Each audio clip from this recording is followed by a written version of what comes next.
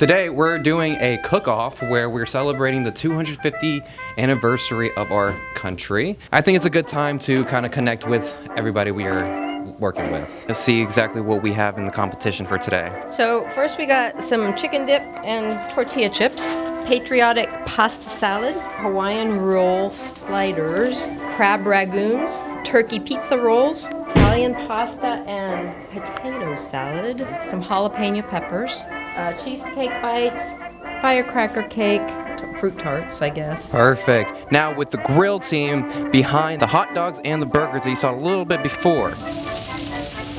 Coming along. It's looking good. We're just support over here. We are one big supporting team. The judges are getting their plates. They look very hungry, and so am I. What do you think so far? Thoughts? It's pretty good, actually. Vanessa, what do we have plating so far? Pasta salad and jalapeno poppers. How does its food tasting? It's real good. Lee, what are your thoughts? It's great. Everybody cooks really well. Yeah, everything's been delicious so far. I'm gonna try another bite of this potato salad though. We are done with the savory. We're going into the sweets, just like the flag blowing in the wind. Look at those stripes go. Questions, concerns? Very tasty. Very good. Yep. All right, we're here at the end of the competition. I'm gonna throw it over to Miss Debbie to announce the winners. Third place winner, Melissa with your cheesecake twist. Second place, the chicken dip.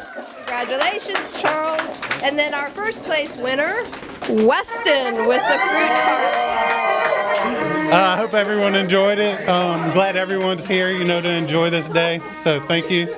All right, now the competition is wrapped up and we are ready to eat. Let's go.